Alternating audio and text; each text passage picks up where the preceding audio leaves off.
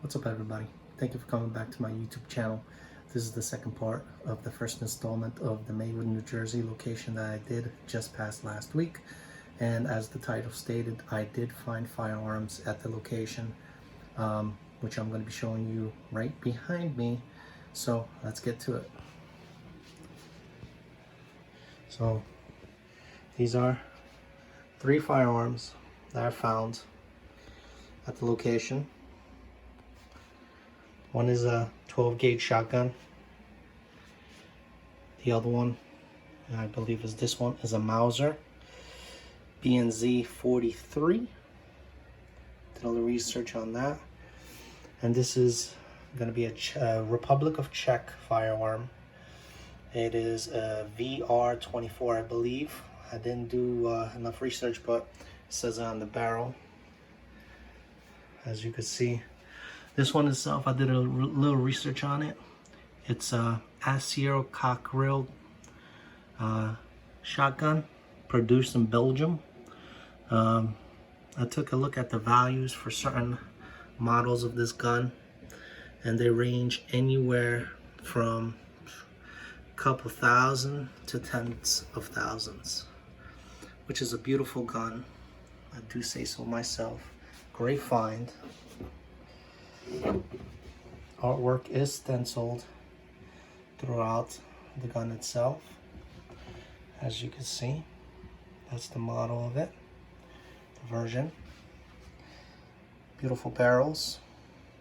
The pictures don't do it justice, and also the video, but the barrel itself kind of is a bluish tint to it. Not much scratches or anything like that. If we flip it over, as you could see, artwork is stenciled throughout every piece of this beautiful gun. Very beautiful. It's a 2-piece crack away version. Let's flip this on this side. Double trigger, as you can see here, as well as stenciled everywhere on this gun. Very beautiful. Never seen nothing like this. Like I said, the gentleman who came to the locker, if you watched my first video, did in fact ask the facility manager he would pay anything to get the locker back. He asked for my contact information, which I was happy to say the facility manager never gave to him, so I don't have to worry about it at the moment. I will contact him for the other contents of the locker itself. These will be taken to a professional, I would say,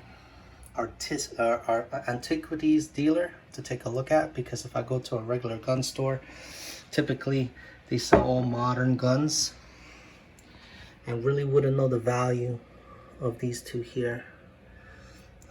Not sure if they served in the war or anything to that extent, but they are beautiful though. As you can see right here, it says BNZ 43, typically used in Germany. Sorry about that. There is some cracking, I believe, not in this gun, maybe it was in the other gun. But very beautiful gun. When I did find them, I made sure to check the chambers if they were not loaded, which they weren't. So they were safe to remove from the facility. I also have firearm license, so I may handle this in the state of New Jersey. As of right now, I have not claimed them yet. As you can see, there was some cracking somewhere. I believe it's this piece on the other side. It is breaking away from the other side. And this, the very interesting part, if you don't believe me, but check this out. I'm not a big Nazi guy, you know, especially in my background. of my family being in concentration camps, you know. There's another identifier down here, as you can see. Very, very interesting to find something like this. Maybe he was an avid collector, or he had a friend, family member, who knows.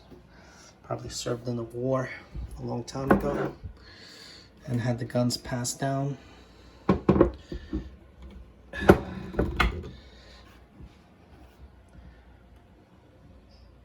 But I would be very worried for somebody to find a firearm, especially, as you can see, the crack is right here with that type of stamp on it.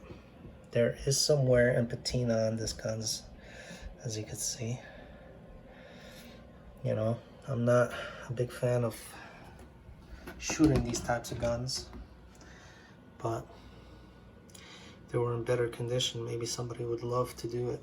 I hear they're very accurate at shooting long range, and I've heard these were actually used for snipering. Imagine that. It's could have been used to sniper a trooper somewhere walking around. But very beautiful guns, no matter the history of them. Very well made back in those days. Could take a beating and keep on going. Oh, like I said, this gun itself was the Republic of Czech. Let me swing this around really quickly. As you can see right there, it's the VZ24. Once again, there's another identifier plus a serial number for this gun. Let me put this back. Everything else that I found in those lockers, little bits and pieces of things, not as good as these three pieces, which are absolutely amazing. That's why I do it. It's like Christmas every time. I'm not sure what that would have been there. Maybe an identification marker. Let's show some wear. Don't get me wrong. You know, wear is always good, except for, you know, if it's to the point where the gun can't function. But I think this one is in very good shape. As you can see, discoloration from being fired. But the barrel itself, beautiful. Little scuff marks here and there, but there's no rust or anything whatsoever. Typically, from what I remember researching this gun, it was around 1880 to the early 1900s that was produced. Firing mechanism right here. The hammer looks amazing. Cock it back, press the trigger, ignites the capsule here, or pushes the capsule rather, which pushes the actual shell, and then ignites it and shoots it out. Just a little bit more coverage on it, as you can see. Will this be an $18,000 shotgun? I don't know. Can it be? Maybe, to the right person. But doesn't mean I will get it. But anything is way better that I've made at the storage lockers.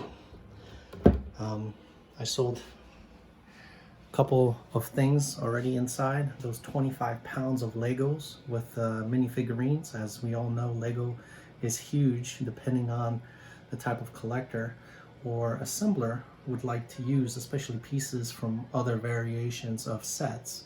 So I listed it online for $130. I got $90 plus shipping, which was another almost $50. But because I went with a different courier, saved a few bucks, so I almost got $100 for that. So that's $100 out of the $190 that I invested in the locker. And the mini figurines, I separated them, listed them online for 50 bucks. Got 50 bucks for them, shipped. My buyer paid shipping. So that was $150 I invested in that locker. I mean, $190 I invested in that locker, $150 that was returned to me. Just in the weekend I started sorting the packages and the tubs out. Everything else was sorted, put away. As of right now, I haven't listed that much of the locker itself. For now, I kind of spent most of my time trying to research the firearms behind me and probably take them, like I said, to a facility where they could give me an accurate pricing for them. And who knows, maybe I'll sell them. I don't really typically need firearms because I have my own. But, you know, a collector would love these guns. So, something to look forward to when you go out there, try to take an adventure. Oh, by the way, that right there was also in the locker. I love jelly beans. A piggy bank and also a candy dispenser. Best of both worlds.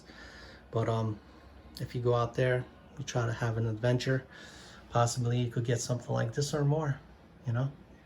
Wouldn't recommend playing around with these until they're professionally checked. So if you do find something like this, take note, they are in fact dangerous, you know, so please treat them with respect, get the proper opinions, and also make sure before you handle them that you know what you're doing. All right, like I said, subscribe if you're new, hit that bell button so you could get notifications every time I post a new video. There are a couple lockers coming up this week, so be ready for more videos. All right.